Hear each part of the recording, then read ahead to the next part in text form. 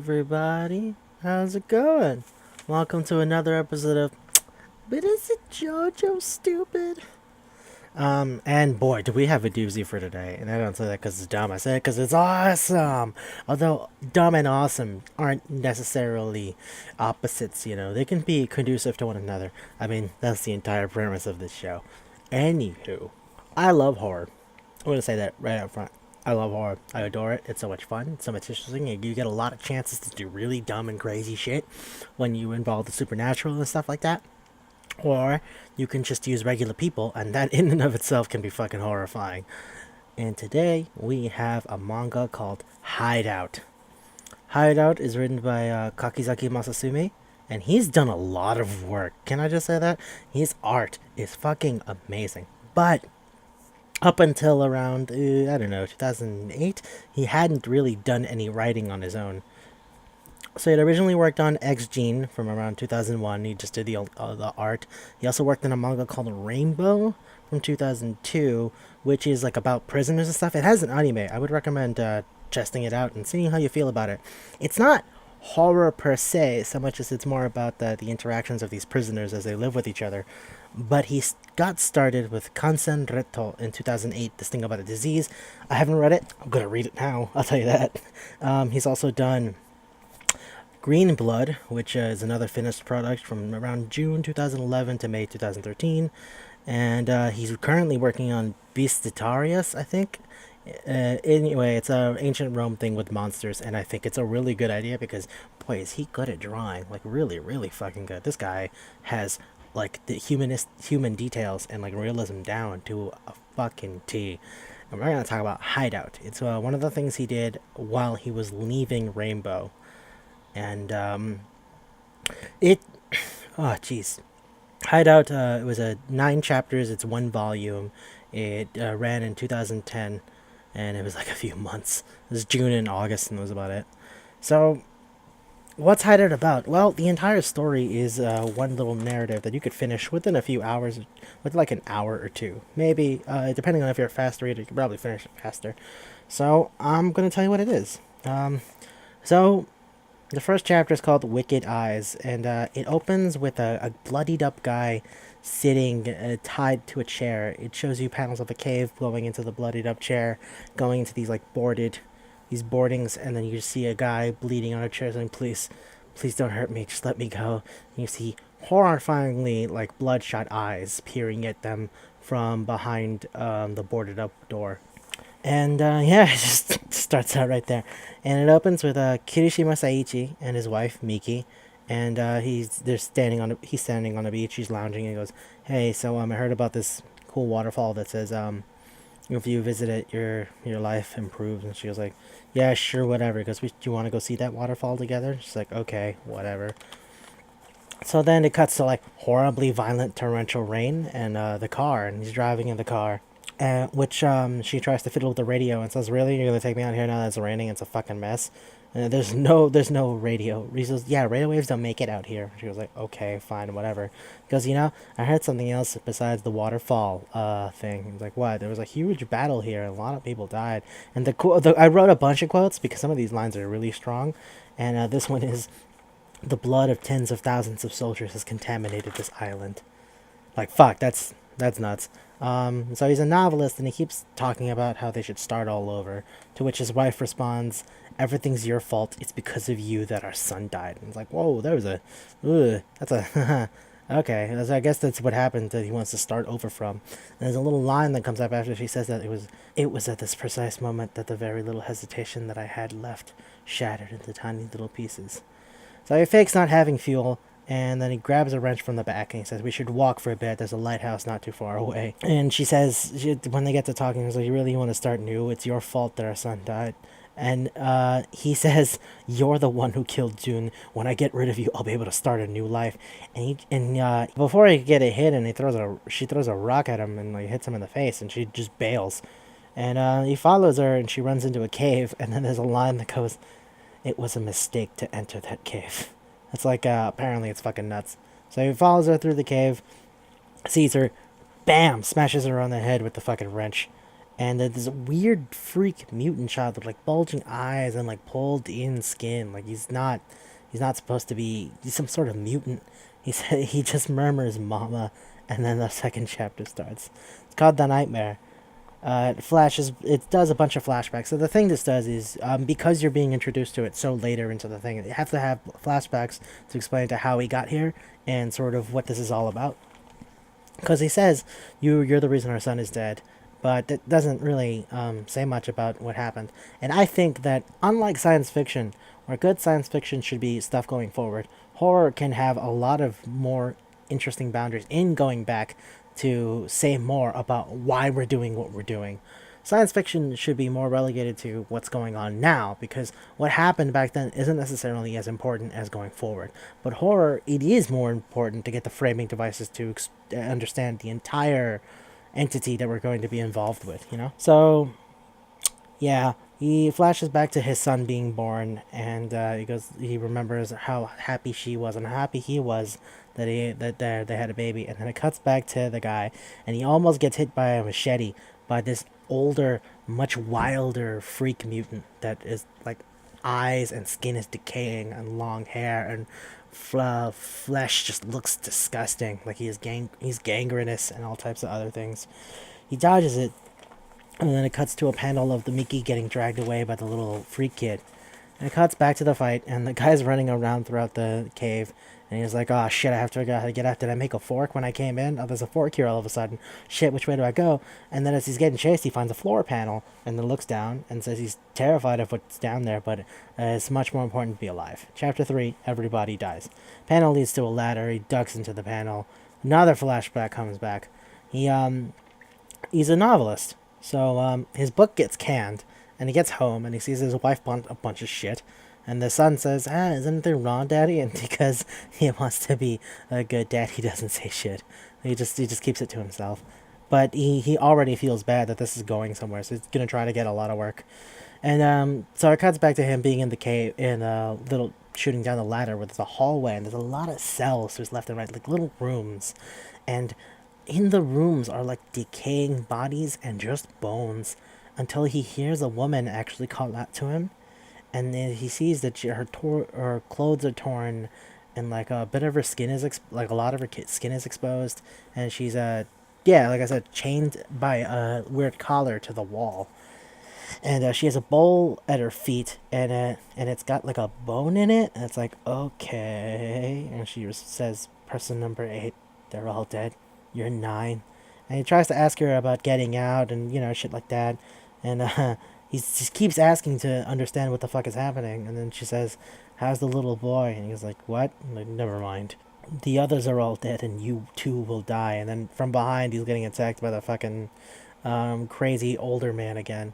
He gets bashed over the head, and he's getting dragged by his feet, like tied up, bleeding out. He sees a foot past the little panel door because he just gets getting dragged somewhere else. He doesn't know where he is by the time he wakes up. So he sees a foot, and he hears a guy begging for help. And then when he looks through the panels as he like picks his head up a little bit, it turns out the guy is missing 3 other limbs, and he's tied naked to a chair. And he's saying stuff like, "Please, I'm begging you, just kill me." He's dragged to a room where he's also stripped of his clothes and then just tied to a chair. Yeah, flashes another flashback to his job about how he keeps lying to his wife that he's getting a job and it's going great when he keeps looking at receipts of their bank accounts showing how their money is dwindling really fucking hard. He wakes up in the room and he's tied to the chair, and he hears screaming day after day. He says he doesn't know how long it's there. He just keeps hearing the screaming, and and then one day there's no screaming anymore. And there's a line that goes, "All that time I'd been trying to figure out why he still kept me alive. But the answer was so obvious. I was his meal." And it cuts to another flashback of him begging the editor for work, and the guy goes like, I don't know what you want me to do." He sees eyes through the panel, starts screaming, begging for his life, and then the door opens. Oh, fucking guess who it is? It's Miki, his wife that he just tried to fucking murder. This chapter 5 is a reversal. If that doesn't tell you what happened, then I think that says everything, right? She gives this long speech of how it's his fault, and the monster helps out women. It patched up the scar she has on the side of her head from when he beat her with a fucking wrench. And she says that she's gonna get away and tell everyone that he died in an accident. Fuck you. It's your fault. So it flashes back to actually how the kid died. So Mika gets a call from one of her friends and goes like, "You want to go shopping?" He's like, "Yeah, shopping. I'll buy a purse." Because this girl is clearly self-involved and doesn't give a fuck about anybody else. She's about to leave the kid alone with the husband. She knocks on the husband's door and goes like, "Hey, I'm gonna leave. By the way, make sure to bring in the laundry." In Japan, it's pretty normal to like leave laundry to hang because I mean that's way easier than having to buy a machine and use electricity and all that other shit, right? Anywho, she bails. He wasn't listening because he had headphones on because he was working on a novel. And then the kid reaches out for the laundry that's drying and falls to his fucking death. The guy finishes his book, right? Seiichi finishes his book. He calls his editor. He goes like, "I'm so happy you gave me the job. I really need it for my family." And he steps out. He goes like, "Hey, son, you ready to celebrate? Come on, June, let's do it." And then he sees the shoes and the ladder that's fallen over. He looks over the, I guess, veranda and sees the mangled body of his son and just screams. Oh, God, it's awful. So yeah, Miki walked away, leaving him, telling him that she was going to do great and that she would tell everyone they died and he could go fuck himself. And then, so he's expecting to die. He's just waiting there to die. And then the weird little mutant kid from before peeks his head in and says, "You smell like mommy." To which the guy goes, "Wait, what?" And he thinks about the woman who was chained up. And he goes, "Oh, that's probably your mom." Okay. If you untie me, I'll take you to her. So clearly the monster's his dad, or the weird freak mutant. And that's unfortunate. The mother's, and he asks her, can you take me to some clothes? And he goes to get some clothes, and he was like, "Okay, cool." He also finds the freak man's machete there, and he was like, "Okay, I'll take this." He's like, "Can I ask you why your mother's all chained up or whatever?" He goes, "Well, Dad said that there's things that are bad out there, and that Mom tried to escape, and it's for her safety." And he's like, "So she knows how to get out of here." Okay, okie dokie, I could do that. Alright, no, I'm getting a feeling for this. Another flashback to the funeral of her son where everyone is fucking insulting him. Everyone blames him. Which I mean, I guess it is his fault. He was supposed to be paying attention and then he wasn't, but man, if like no one gives anyone else shit except for him, like maybe his wife should have tried to make sure he even heard before leaving to just go gallivant and spend money recklessly because she doesn't give a shit about anyone except for herself. Yeah, and I say that like it seems like, oh, maybe I'm being preemptive, but no, not really. I'll get to that later though. So yeah, the flashback ends and it's like cuts to the monster grabbing Miki and having her pinned on the ground. She's like, "Whoa, chill out. It's okay. I'm not gonna leave you like those other women." She's basically gonna fuck him just to escape. Which I mean, I guess if you're willing to do anything to escape, then yeah, that makes sense. And then as he's about to lean in to go fuck her, he gets stabbed through the chest with his own machete. And yeah, it shows Seiji like with the machete, and he goes like, "Man, fuck this! I'm gonna brutally murder the shit out of you." Ah, you thought you were gonna escape from me, huh, bitch? No. Fuck that, and I'm gonna murder the shit out of this monster. And as he's about to swing and murder the shit out of Miki, well, wouldn't you know it, the monster's just fucking fine. He grabs him by the arm and throws him against the wall. Miki runs the hell out because, I mean, this is good. I'm great. This is just my chance to escape. And the monster like sees her running away, and he goes like, "Oh fuck!" And then Seiichi is able to kick him against the wall, and he looks out. He's like, "I'm gonna get you, bitch! Don't you think you can run away from me? I'll fucking find you!" And he turns around like to go kill the monster, and the monster bailed into like a weird little chute. There's clearly tunnels leading out. So he sees the mutant kid, and then sort of superimposes his memory of his son over the mutant kid, and it cuts to another flashback, and he goes like, "Okay, so after he lost his son, he went to the funeral. He fell into a horrible depression, and I mean that's totally fair. That makes perfect sense. Why wouldn't he? It's horrible. But in being in a depression, he lost his job again because his job is writing, and he was too sad to do anything besides sleep probably. That's how depression hits you. And when he goes over to the kitchen, he tells Miki he lost his job. She's like, "Really? Well, you better go find another one." I was like, come on, that's really mean. How about we just start again and we'll have another kid?" And she goes, "Look here, I didn't want kids to begin with, okay? I didn't want a kid. No, didn't want a son. Yeah, but it was an accident, and I was going to learn to love him. And then you let him die. So, is any of that my fucking fault? Here's what you got to do. You got to get yourself a job, support me, okay? To help me out." And she's smoking and like grins at him. And she just goes, I can't fucking do this. I hate this. Oh, man. So, cuts back to what's going on. And like, oi, oi, oi, oi. The monster has a gun with a bayonet, like a rifle. It's clearly a World War II rifle. And the more and more time goes on, the more it makes sense that like, oh, maybe this is one of the soldiers that has just survived here for God knows how long, by picking off people from the cave, which is actually a reference to a whole other thing. But I'll come back to that. Anywho, the monster is super proud of himself, and Mickey somehow finds her way out the cave. She's about to see the sunlight. She goes, "Yeah, I'll make it out. I knew it. I'm a survivor. You and that monster could go fight each other, rip each other's heads out. I don't give a fuck." And then, just as she's about to get out, the bayonet goes through her eye, and she's fucking dead. And then, yeah, that's that. Uh, Chapter 8, New Family. Well, the Seiichi led to the kid to the little ladder where he could go find his mom. And then as he opens the panel, the old mutant shows up. He was like, "Don't worry, Jun. Daddy will be right behind you." It's like, wait, what? What? Okay. No, no, no, no, that's nuts. And then the kid closes the door and he turns around to the monster. And after like smashing him in the face with the torch that he had, he goes, "You think I'm going to let you hurt my family? No, not again. I'm going... no, the line is actually, I will fucking kill you." And then his eyes become as crazy as the monster's eyes, and the old mutant guy looks at him in fear, sort of understanding, oh, this man won't stop at anything to fight me. So it starts to intercut between flashbacks and the current fight. I'm gonna just describe them separately. So the flashback is Seiichi goes to Miki's dad and says, "Hey, I want a divorce." And dad goes like, "Really? You're gonna leave your wife? I knew you were no good for my daughter. I knew it from the beginning. You let your son die, and then you're gonna leave my wife when she's in depression. You know what? Fine. Fuck it. Whatever. I'm glad you won't be around her anyway. Hey, sweetie, call the lawyer." And then Seiichi goes, "A lawyer?" He goes like, "Well, yeah. I mean, I can't wait to see how much you're owed to paying your grieving wife since you just killed your son. Oh, this is gonna be good." Fucking oof. That's just awful. After showing some of the fights, it's pretty bad. Like the guy Seiichi gets shot by the mutant. The mutant actually had bullets in the gun, and despite being shot, Seiichi's still fighting the mutant. Like slices open his eye. Cuts back to what I can only imagine happened immediately before, where Seiichi is at the parents' house and goes like, "Hey, so I'm gonna go on a trip tomorrow with your daughter."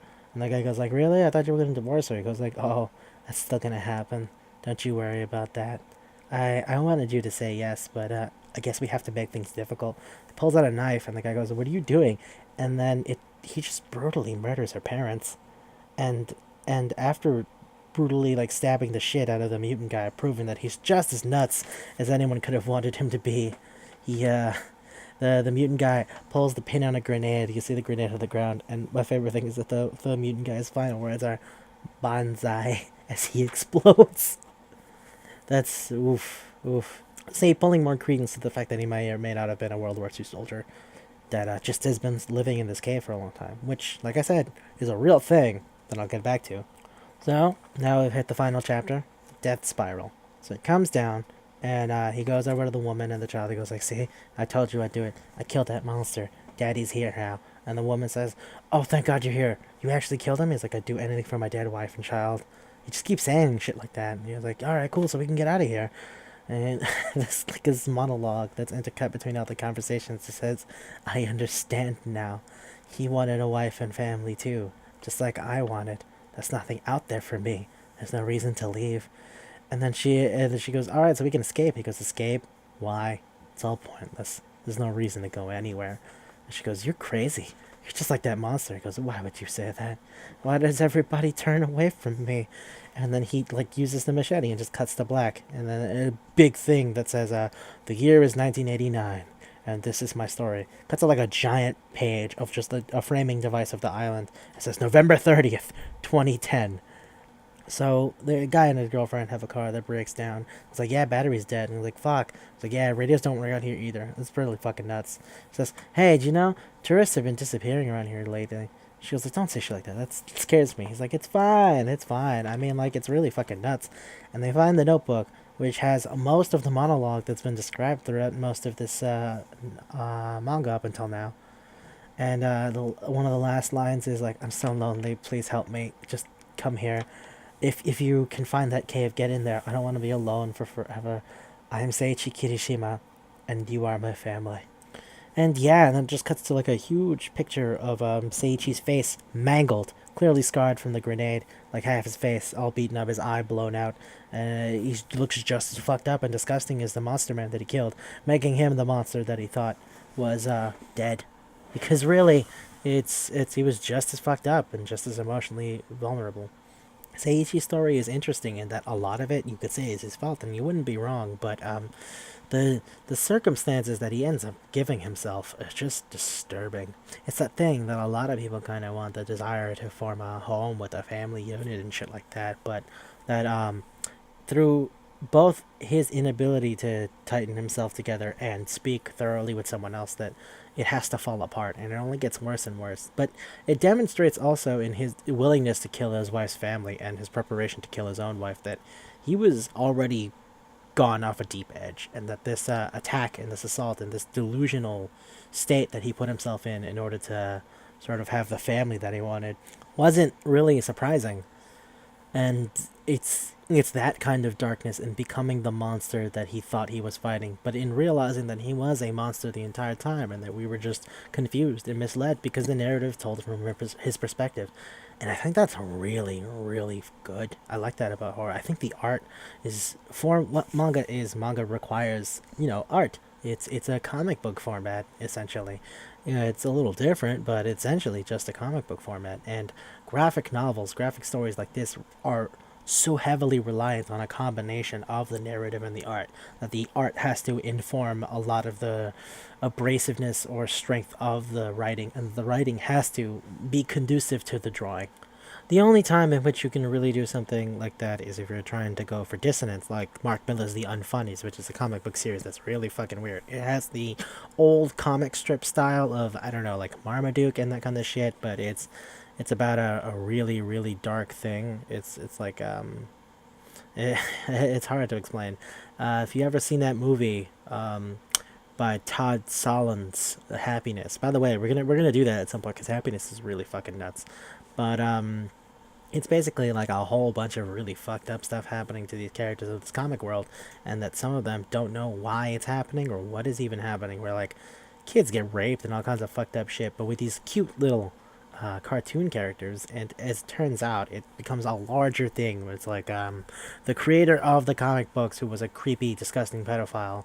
Which, in a way, if you think about it, you don't necessarily know who the creators of the things that you like are. It could be a really sweet family thing, but it could be made by a disgusting, horrible fucking monster. And yeah, so like the guy was a creepy pedophile, and then he gets murdered, and then his ghost starts possessing the characters. I'll talk about it some other time because it's really fucking nuts. But it's that kind of stuff where the only reason you would have the art and the story be so radically different is for the sake of dissonance. Like, generally with horror and these kinds of things, you have to make them match or feed into one another to make them stronger as a result. And I think that his art is just fucking amazing. Like, it's really, really, really good. Kakizaki Masasume, it's because of this kind of stuff that I'm gonna look into the rest of it. Like, I want to see what Rainbow's about because I heard it's really interesting. I want to see what Green Blood's about. I know Kansen Reto's about a horribly vile disease. It's also a pretty closed book thing. Green Blood and Kansen Reto are finished, so I'm gonna see if I could get into them and enjoy them. And if I think they're worth talking about on the show, then I'll totally do it. But yeah, man, like this horror thing is really, really fucking nuts. This horror stuff is really, really good. Also, be prepared for me to talk about a lot about horror stuff. For something that's not supernatural, it's actually still pretty, pretty interesting. And now to talk about the inspiration, or what I think the inspiration is. So, I don't know if you guys know this, but there was a guy who kept fighting World War II 29 years after it was over. So, Hiro Onoda was this Japanese imperial soldier. He was an intelligence officer who was fighting in World War II, and he was hiding out in the Philippines. And it's pretty simple to understand, right? Like, he was hiding out in the Philippines, and he thought, all right, until I get news that this thing's over, I'll just keep doing stuff, And like in the Philippines, there was a bunch of fucking people that were constantly getting shot out, like with the cops, or they'd just be attacked by this strange man who lived in the woods, and it's fucking nuts. And they saw a leaflet announcing that Japan had surrendered, but they thought maybe it didn't end. and it's fucking nuts. They didn't trust the leaflet, and they got told in '45 back when the war was actually over. Uh, it's it's really fucking weird, and they just kept hiding. And a bunch of other people bailed, but Onoda was so strict to his belief that he was like, no, fuck that. This is bullshit. I This is fucking stupid.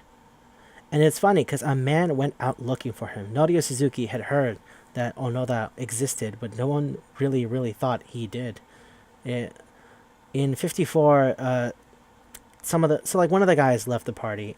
His name was Yuichi Akatsu, and he gave in to the Filipino cops in '49 of September, and whereas the other members of his unit were fucking killed by the cops, because they kept having shootouts with the cops.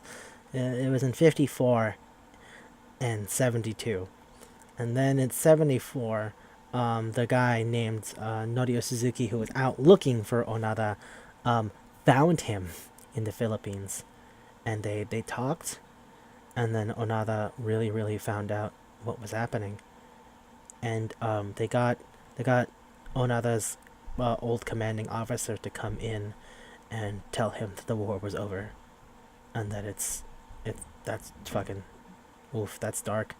And the promise they gave him in 1944 was whatever happens, we'll come back for you. And then they told him he was relieved of his duty. He turned up. He had an assault rifle with 500 rounds. He had a bunch of grenades and a dagger that his mother had given him to kill himself with if he had ever been captured. And yeah, so that's that. He was together with one other person, a private, Teruo Nakamura, who eventually surrendered after getting arrested in Indonesia. But fuck, that's rough. He killed people and had shootouts with the cops because he thought the war was still going on, but it was fine. They let him go. And he wrote an autobiography called No Surrender, My 30-Year War. If you're interested, you should look it up. So he lived in Brazil up until he was like really old, and then he moved back to Japan in the 80s and just started teaching because he said he was upset with how Japan had ended up while they had lost the war. Died as an old man in 2014, and I mean, man, that's fucking nuts, huh? So yeah, I think that was that guy was at least inspirational towards the description of this old mutant with a working rifle and a fucking grenade. And his last words being bonsai tells me he was also Japanese, and odds are he was another holdout, just like Hiro Onoda. Wow, what a fucking dark way to inspire the story, you know? It's really fucking nuts, and I think the story is really fucking good. And I feel that people should read it. And I know that this is a very short episode, and I apologize for that, but there is not a lot for me to say besides this thing is fucking astounding, and it's really well put together, and I think the art is impressive, and I think it's really dark and interesting, and the idea of like the cannibalism to stay alive, and like it's a much more blown out version than what happened in the real life. But hey, what are you gonna do, right? Like you need to exaggerate for narrative sometimes.